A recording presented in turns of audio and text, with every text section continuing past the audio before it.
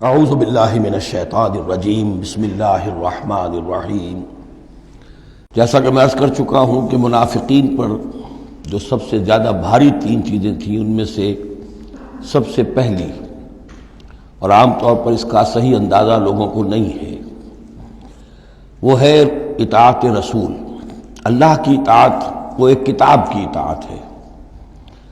اللہ خود کوئی مشخص شخصیت کی حیثیت سے ہمارے سامنے موجود نہیں ہے، بالغیب ہے۔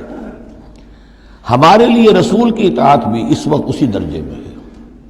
رسول شخصاً ہمارے سامنے موجود نہیں ہے، یہ انسٹیٹیوشن ہے۔ اللہ کی اطاعت، رسول کی اطاعت۔ لیکن یہ جان لیجئے کہ اس وقت کے لوگوں کے لیے حضور صرف ایک انسٹیٹیوشن نہیں تھے، ایک شخص بھی تھے، اور وہاں کے لوگوں کے رشتے بھی تھے حضور کے ساتھ۔ کوئی حضور کا خسر ہے، خسر باپ کی جگہ ہوتا ہے، کوئی حضور کا داماد ہے، کوئی حضور کی بیوی ہے، رشتے ہیں۔ اب ظاہر بات ہے کہ ان کے لیے یہ بھی بڑا مشکل ہوتا تھا کہ وہ فرق کر سکیں کہ کس وقت ہمارا کیا معاملہ محمد الرسول اللہ کے ساتھ بحیثیت رسول ہو، اور کس وقت ایک شوہر کی حیثیت سے، یا ایک داماد کی حیثیت سے، یا ایک بھتیجے کی حیثیت سے۔ حضرت حمزہ کے جو بھتیجے ہیں، تو یہ تو معاملہ تھا مومنین صادقین کا، لیکن منافقین کا اس سے بڑھ کر معاملہ یہ تھا کہ ایک انسان کی اطاعت ہم کیوں کریں۔ اور یہی وہ چیز ہے کہ جو فتنہ انکار سنت اور انکار حدیث کی اصل جڑ اور بنیاد ہے۔ اباح کرتی ہے طبیعت، جیسے کہ عورت کی طبیعت اباح کرتی ہے کہ شوہر کی تابعداری کیوں کرے، آخر وہ بھی مکمل ہیومن بینگ ہے، مکمل انسان ہے، اس کے احساسات ہیں، تو آسان کام نہیں ہے کہ اس کو ریکنسائل کر سکیں۔ اسی طرح انسان کی اطاعت کرے، یہ بھی در حقیقت اس کو تسلیم کرنا، ذہناً ریکنسائل کرنا آسان نہیں۔ اور یہ چیز ظاہر بات ہے کہ جن کے دل میں یقین کھب جاتا تھا ان کے لیے آسان ہو جاتی تھی، جن کے دلوں میں یقین کی کمی تھی وہ پھر قدم قدم پر نوکنگ کرتی تھی، ان کی گاڑی چل نہیں پاتے تھے۔ اب فرمایا وَلَوْ أَنَّا كَتَبْنَا عَلَيْهِمْ، اگر ہم نے ان پر یہ فرض کر دیا ہوتا ان اقتلوا انفسکم، کہ قتل کرو اپنے آپ کو، او اخرجوا من دیارکم، یا نکلو اپنے گھروں سے، ما فعلوہ الا قلیل منہم، نہ کرتے یہ کام ان میں سے مگر سوائے چند کے۔ وَلَوْ أَنَّهُمْ فَعَلُوا مَا يُوعَظُونَ، اور اگر وہ کرتے جس چیز کی کہ ان کو نصیحت کی جا رہی ہے، لَكَانَ خَيْرًا لَهُمْ، یہی ان کے لیے بہتر ہوتا، وَأَشَدَّ تَثْبِيتًا، اور ان کی ثبات ایمان اور ثبات قلب اسی کے اندر ہوتی ہے۔ وَإِذًا لَآتَيْنَاهُم مِّن لَّدُنَّا أَجْرًا عَظِيمًا، اور اس صورت میں ہم انہیں اپنے پاس سے بہت بڑا اجر دیتے۔ وَلَهَدَيْنَاهُمْ صِرَاطًا مُسْتَقِيمًا، اور انہیں ہدایت فرما دیتے سیدھی راہ کی طرف۔ اس میں اکثر حضرات نے تو اس کو جو الفاظ ہیں ظاہری انہی پر محمول کیا ہے، اور اس میں بھی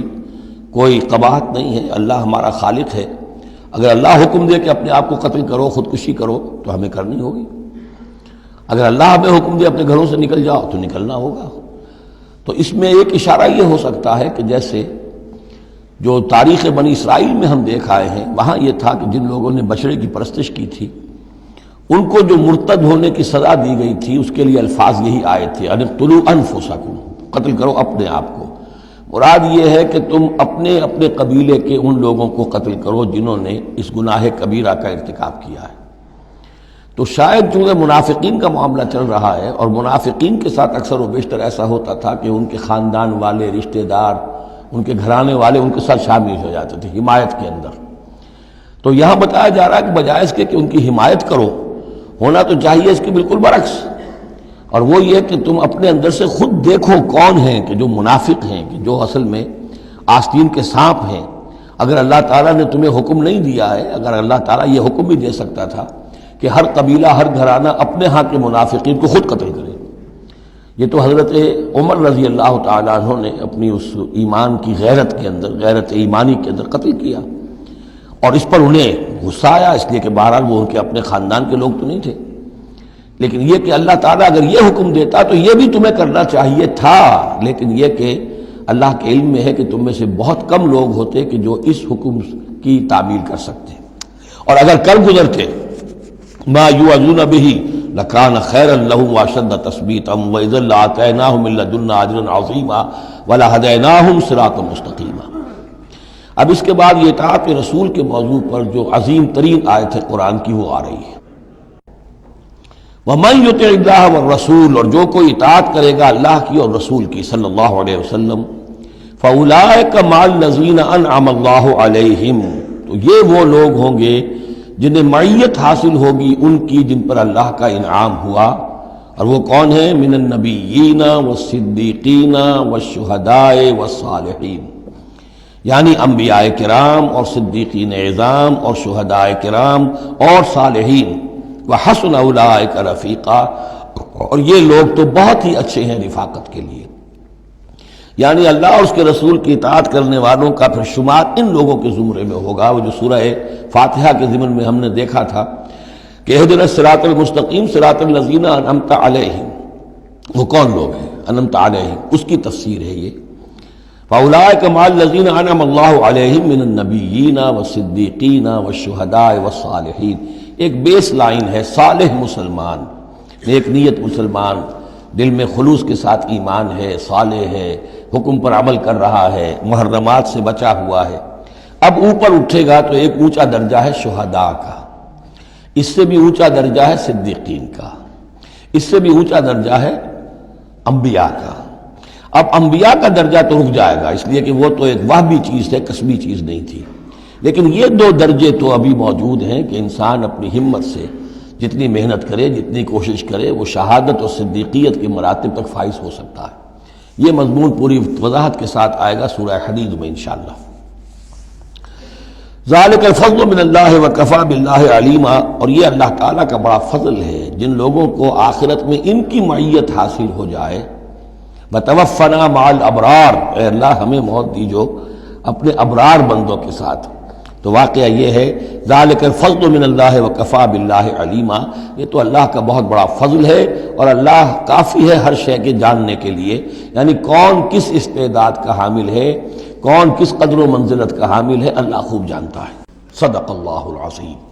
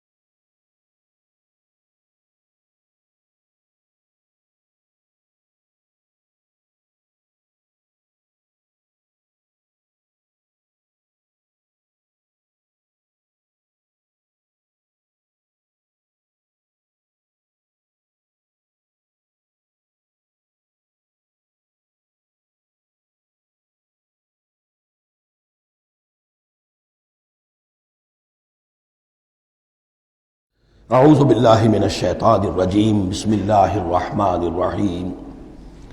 اب آ رہی ہے دوسری چیز، قتال فی سبیل اللہ، جو بڑا سخت امتحان تھا مادی اعتبار سے۔ اطاعت رسول جو ہے وہ زیادہ تر ایک نفسیاتی ایک مرحلہ تھا، نفسیاتی الجھن تھی، لیکن یہ تو ظاہر بات ہے کہ خالص محسوس شے، مادی شے، جان کا خطرہ، مال کا خطرہ۔ یا ایھا الذین آمنوا خذوا حذرکم، اے اہل ایمان اپنے تحفظ کا سامان لے لیا، اپنے ہتھیار لے لیا کرو۔ فانفروا ثبات او انفروا جمیعا، اس کے بعد خواہ تم ٹکڑیوں کی شکل میں نکلو اور خواہ فوج کی شکل میں، یعنی دو طرح کے معاملات ہوتے تھے۔ کبھی حضور صلی اللہ علیہ وسلم چھوٹے چھوٹے آپ گروپ بھیجتے تھے، جیسے کہ غزوہ بدر سے پہلے 8، کبھی یہ کہ پوری فوج لے کر جیسے غزوہ بدر میں آپ گئے، غزوہ احد میں آئے، تو ان میں سے جو شکل بھی ہو نکلو اللہ کی راہ میں۔ وَإِنَّ مِنْكُمْ لَمَن لَيُبَطِّئَنَّ، تم میں سے کچھ لوگ ایسے ہیں جو دیر لگا دیتے ہیں، تاخیر کرتے ہیں۔ حکم ہو گیا ہے، نکلنا ہے، فلاں وقت ہے، کوچ ہوگا، اب وہ اس میں ڈھیل برت رہے ہیں، ابھی تیاری ہو رہی ہے، اور پھر بہانہ بنا دیں گے کہ بس ہم تیاری کر ہی رہے تھے، اب نکلنے ہی والے تھے، اور وہ منتظر رہتے ہیں کہ کوئی فیصلہ ہو چکے،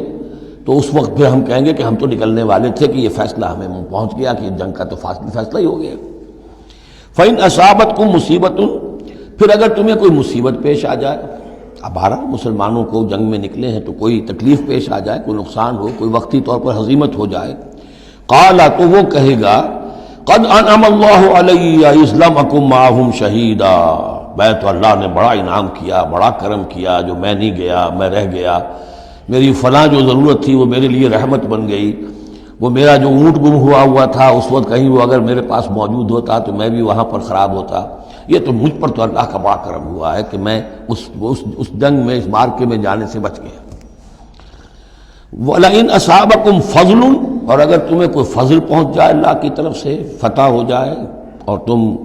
یعنی کامرانی کے ساتھ واپس آؤ اور تم مال غنیمت لے کر آؤ، من اللہ، اللہ کی طرف سے فضل مل جائے، لَيَقُولَنَّ، اس وقت پھر وہ حسرت کے ساتھ کہے گا كَأَن لَّمْ تَكُن بَيْنَكُمْ وَبَيْنَهُ مَوَدَّةٌ، بالکل ایسے جیسے تمہارے اور اس کے درمیان کوئی دوستی اور مروت اور مودت ہے ہی نہیں۔ یا لیتنی کنت معہم فافوز فوزا عظیما، ہائے کاش کہ میں بھی ان کے ساتھ گیا ہوتا تو یہ بڑی کامیابی مجھے بھی حاصل ہو جاتی۔ یہ ان کا کردار ہے جس کا کہ نقشہ کھینچ دیا گیا۔ فلیقاتل فی سبیل اللہ الذین یشرون الحیاۃ الدنیا بالآخرہ، بس جو لوگ دنیا کی زندگی کو آخرت کے عوض فروخت کرنے کے لیے تیار ہیں انہیں لازماً قتال کرنا چاہیے اللہ کی راہ میں۔ فلیقاتل فی سبیل اللہ الذین یشرون الحیاۃ الدنیا بالآخرہ، جنہوں نے تو یہ طے کر لیا ہے کہ ہم نے آخرت قبول کی، دنیا ہم دیتے ہیں۔ اب ان کے لیے تو پھر کوئی اس میں ہچکچاہٹ نہیں ہونی چاہیے، اگر انہوں نے واقعی یہ سودا اللہ سے کیا ہے تو پھر یہ کہ انہیں تو اللہ کی راہ میں جنگ کے لیے نکلنا چاہیے۔ وَمَن يُقَاتِلْ فِي سَبِيلِ اللَّهِ، اور جو کوئی بھی اللہ کی راہ میں قتال کرے گا، فَيُقْتَلْ أَوْ يَغْلِبْ، اب دو ہی امکانات ہیں، وہ قتل ہو جائے یا غالب ہو جائے، فتح مند ہو کر واپس آئے یا وہیں شہید ہو جائے۔ فَسَوْفَ نُؤْتِيهِ أَجْرًا عَظِيمًا، دونوں حالتوں میں ہم انہیں بہت بڑا اجر عطا فرمائیں گے۔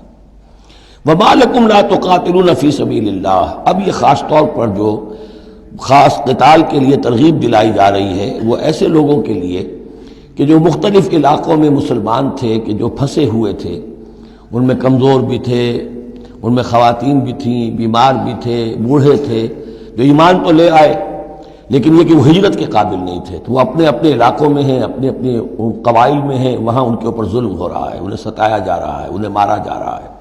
پرسیکیوٹ کیا جا رہا ہے، تو خاص طور پر ان کی نصرت کے لیے نکلنا اور ان کو جان چھڑانا اور ان کو بچا کے لے کر آنا، یہ کام تو ایسا ہے کہ جس میں غیرت ایمانی کا بہت ہی شدید تقاضا ہے، اور میں تو سمجھتا ہوں کہ غیرت انسانی کا بھی تقاضا ہے۔ وَمَا لَكُمْ لَا تُقَاتِلُونَ فِي سَبِيلِ اللَّهِ، میں کیا ہو گیا، کیوں قتال نہیں کرتے اللہ کی راہ میں؟ وَالْمُسْتَضْعَفِينَ، اور ان کمزور لوگوں کے لیے جو مغلوب بنا دیے گئے ہیں، من الرجال، مردوں میں سے، والنساء، اور عورتوں میں سے، والولدان، اور بچوں میں سے، الذین یقولون، جو یہ کہہ رہے ہیں، دعائیں کر رہے ہیں، ربنا اخرجنا من هذه القرية الظالم اهلها، اے ہمارے پروردگار ہمیں نکال اس بستی سے جس کے رہنے والے لوگ ظالم ہیں، واجعل لنا من لدنك وليا، اور ہمیں اپنے پاس سے کوئی ہمارا ولی، حمایتی، مددگار بنا دے، واجعل لنا من لدنك نصيرا، اور ہمارے لیے خاص اپنے فضل سے کوئی مددگار بھیج دے۔ اب ان کی جو یہ آہ و بکا ہے وہ بھی تمہیں آمادہ نہیں کر رہی کہ ان پر ظلم ہو رہا ہے، ان پر ستم ڈھائے جا رہے ہیں، اور تم جو ہے اپنے گھروں سے نکلنے کے لیے تیار نہیں ہو۔ یہ کن سے خطاب ہو رہا ہے؟ جن کے ہاں اسلام قائم ہو چکا تھا، ان سے خطاب ہو رہا ہے۔ ہم اپنے گھر میں اسلام قائم کر نہیں سکتے، یہاں پر کوئی جد و جہد نہیں کہ اسلام آ جائے، ہمارے ہاں کفر کا نظام چل رہا ہے، تو ہم تو مخاطب ہی نہیں اس کے۔ مخاطب اہل ایمان ہیں، اور اہل ایمان کا فرض کیا ہے؟ پہلے اپنے گھر کو درست کرو، پہلے اپنے ملک کے اندر اسلام قائم کرو۔ قرآن کے سوا کوئی اور قانون چل رہا ہے، من لم يحكم بما انزل الله فاولئك هم الكافرون ومن لم يحكم بما انزل الله فاولئك هم الظالمون ومن لم يحكم بما انزل الله فاولئك هم الفاسقون۔ ظالم، فاسق اور کافر اور مشرک تو ہم خود ہیں۔ تو یہ آیت اپنی جگہ ہے، ہر چیز کو اس کے کانٹیکسٹ کے اندر رکھنا چاہیے۔ الذین آمنوا یقاتلون فی سبیل اللہ، جو لوگ ایمان والے ہیں وہ قتال کرتے ہیں اللہ کی راہ میں۔ والذین کفروا یقاتلون فی سبیل الطاغوت، اور جو لوگ کافر ہیں وہ بھی قتال کر رہے ہیں، جنگ تو وہ بھی کر رہے ہیں، ابو جہل بھی تو لشکر لے کر آیا تھا، وہ طاغوت کی راہ میں قتال کر رہے ہیں۔ فقاتلوا اولیاء الشیطان، تو قتال کرو، جنگ کرو شیطان کی ساتھیوں سے، شیطان کے حمایتیوں سے، حزب الشیطان سے۔ ان کید الشیطان کان ضعیفا، یقیناً شیطان کی چال بڑی کمزور ہے، دکھائی دیتی ہے بڑی زوردار، بڑی باروب، لیکن یہ کہ اگر مرد مومن کھڑے ہو جائیں تو پھر اس کے اندر معلوم ہو جاتا ہے کہ پھسپسی چال ہے۔ الم تر الی الذین قیل لهم کفوا ایدیکم واقیموا الصلاۃ وآتوا الزکاۃ، ذرا تم نے دیکھا نہیں ان لوگوں کی طرف جن سے کہا گیا تھا کہ اپنے ہاتھوں کو بندھے رکھو، روکے رکھو، اور نماز قائم کرو اور زکوٰۃ دو۔ یہ ہے کہ جو مکے کے اندر حکم تھا 12 برس تک، مکے میں جب مسلمانوں پر ظلم و ستم توڑا جاتا تھا، انہیں ستایا جا رہا تھا، تو بہت سے مسلمان تھے جوش میں بھی اور یقیناً خلوص کے ساتھ ہوش مند ہو کر بھی کہ ہمیں اپنے ان بھائیوں کی مدد کرنی چاہیے۔ اب یہ سمیہ ہمارے سامنے جو ہے، جو کچھ ہو رہا ہے اس کے ساتھ ہماری نگاہوں کے سامنے، یاسر کے ساتھ جو کچھ ہو رہا ہے، حضور ہمیں اجازت دیجیے۔ آخر ہم جو ہے، ہم نامرد نہیں ہیں، ہم بے غیرت نہیں ہیں، ہم بزدل نہیں ہیں، لیکن اجازت نہیں تھی۔ یہ منہج انقلاب نبوی کا ایشو ہے۔ اس وقت حکم یہ تھا اپنے ہاتھ تھامے رکھو، نغمہ ہے بلبل شوریدہ تیرا خام ابھی، اپنے سینے میں اسے اور ذرا تھام ابھی، ایک وقت آئے گا تمہارے ہاتھ کھول دیے جائیں گے، ابھی کفوا ایدیکم۔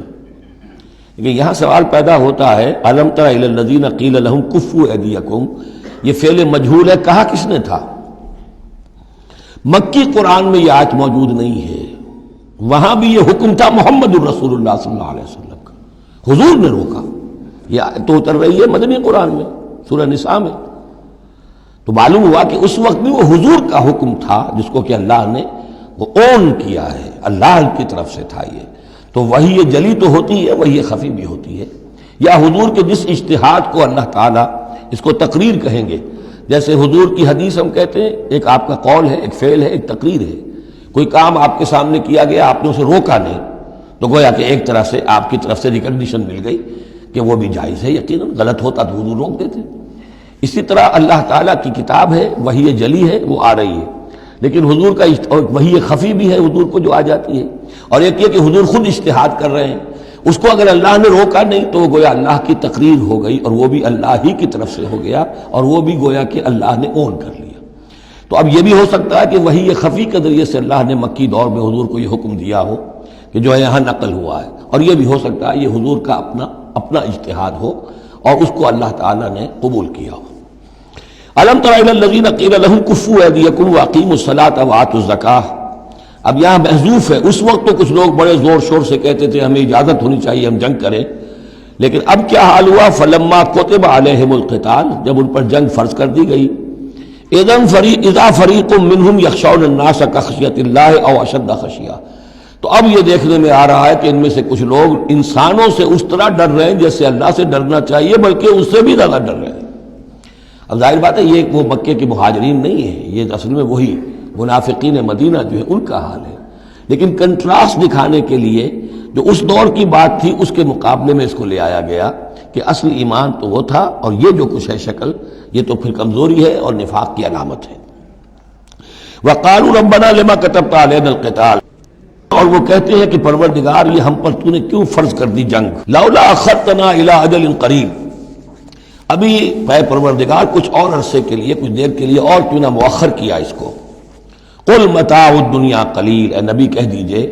دنیا کا ساز و سامان یہ بہت حقیر سی شے ہے، والآخرۃ خیر لمن اتقی، آخرت بہت بہتر ہے اس کے لیے جو تقویٰ کی روش اختیار کرے، ولا تظلمون فتیلا، اور تم پر دھاگا بھر بھی کوئی ظلم نہیں ہوگا، حق تلفی نہیں ہوگی، تمہارے جو بھی اعمال ہیں، انفاق ہے، قتال ہے، جو بھی اللہ کی راہ میں ایثار ہے، بھرپور تمہیں اس کا اجر و ثواب دے